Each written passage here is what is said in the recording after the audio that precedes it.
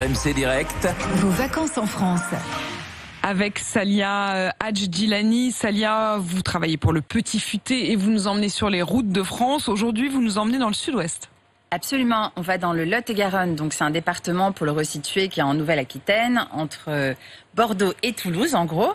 Et est-ce que vous savez pourquoi ça s'appelle le Lot-et-Garonne, Quentin et Annie? C'est question du jour. Il y a le Lot et la Garonne qui passent dans ce département. Ah, c'est bien. Alors le Lot, c'est une rivière ou un fleuve?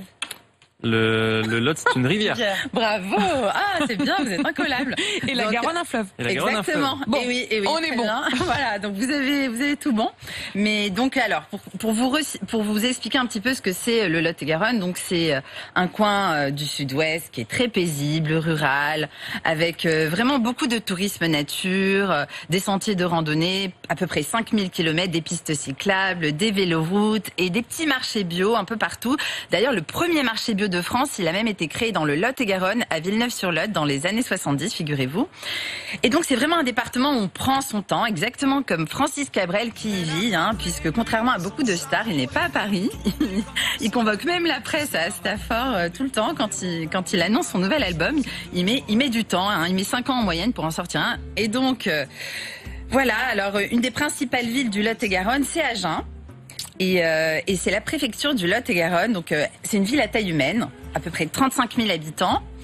Et donc c'est un joli centre à l'architecture variée, entre ruelles médiévales et boulevards haussmanniens. Il ne faut pas manquer son musée des Beaux-Arts qui est réputé pour sa collection de tableaux de Goya. Et donc si je vous dis Agen, à part le rugby, vous pensez à quoi? Pruneaux. Les pruneaux. Ah mais oui, celle-là elle était facile, avouez. Et donc les pruneaux, on peut bien sûr en acheter à Agen. Donc c'est des pruneaux IGP, c'est-à-dire c'est une indication géographique protégée. Et vous pouvez trouver plein de boutiques qui en vendent. Je vous recommande celle de Maître Pruny qui est en plein centre d'Agen. Et donc, vous pourrez trouver des spécialités à base de pruneaux, comme de la confiture, pas juste des pruneaux, bien sûr. Et est-ce que vous savez où poussent les pruneaux? Sur des pruniers. Sur des arbres, ouais. Ah, quand même.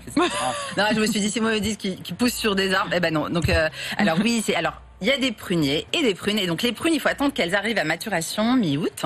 Donc, après, elles tombent. Et ensuite, on les met dans des fours. Et donc là, à partir de là, il faut attendre 24 heures. Et donc, entre 70 et 80 degrés pour la température, et ils prennent cette couleur, vous savez, noire, donc.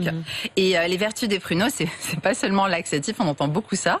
Et oui, mais c'est pas que ça, c'est aussi, ça donne du tonus. Il y avait cette pub dans les années 60-70, on disait il y a du tonus dans les pruneaux, parce qu'en fait, il y a des antioxydants, il y a beaucoup de vitamines, et les sportifs en utilisent beaucoup, justement, avant des grandes compétitions. Pruneaux d'Agen, ça vous va bien?